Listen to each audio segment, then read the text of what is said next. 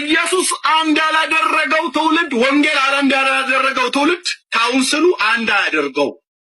አሁን ኢየሱስ ክርስቶስ በስጋ ቢመጣ ማጋ ሄዳል። የትኛው ህብረት ላይ ቪዥነሪዎች ጋር ወይስ ሙሉ ወንጌል ማነው የኢትዮጵያ ወንጌላውያን ቤተክርስቲያናት ሙሉ ወንጌል ያለችበት ወይስ ቃልዮት ጋር ለብቻ መንግስት ሆነ የቆመች ወይስ መካነ ኢየሱስ ለብቻ መንግስት ሆነ የቆመች ማናቸው ጋር ይሄዳል? እውነት ልንገራችሁ ኢየሱስ ክርስቶስ በመጣ ሰዓት ላይ በዚያ ዘመን በመጣ ሰዓት ላይ ከፈሪሳውያን ከሰዱቃውያን ከጸሐፍት ከአሴናውያን ከሂላል ከሻማይ ከቀናናውያን ጋራ እንዳልቆመ ለብቻው እንደቆመ አሁንም በዳግም ምጽአቱ ሲመጣ ከእያንዳንዱ ቤተክርስቲያን ጋር እንደማይቆም አስረግጬ ነግራቸዋለሁ።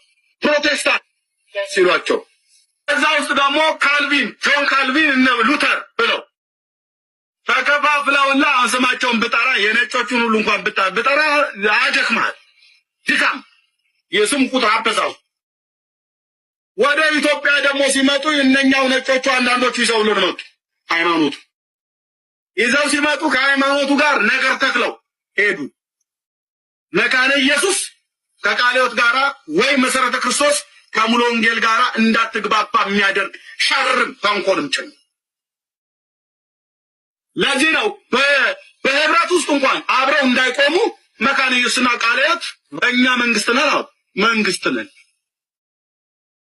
ሌላው የራስ አልተማታቸውም። ለቅርብ መጋቢ ጻድቁ አባ ያወጡትን መግለጫ የውስጡን ፖለቲካ እናወራም ብለን ነው ወንድሜ እንሞካከራ ተባብለዋል። ቃልዮት ከመካነ ኢየሱስ ጋር አንድ አይደለችም፣ መካነ ኢየሱስም ከቃልዮት ጋር አንድ አይደለችም። ሌሎቹ ደግሞ ቀደምት አብያተ ክርስቲያናት ብለው ያሉት እነ ብርሃን ነገነትና መሰረተ ክርስቶስ ሙሉ ወንጌል ደግሞ ሆኖ መግለጫ ለብቻ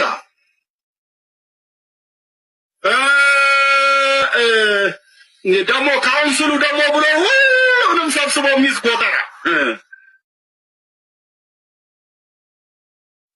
ኢየሱስ አንድ ያላደረገው ትውልድ ወንጌል አንድ ያላደረገው ትውልድ ካውንስሉ አንድ ያደርገው።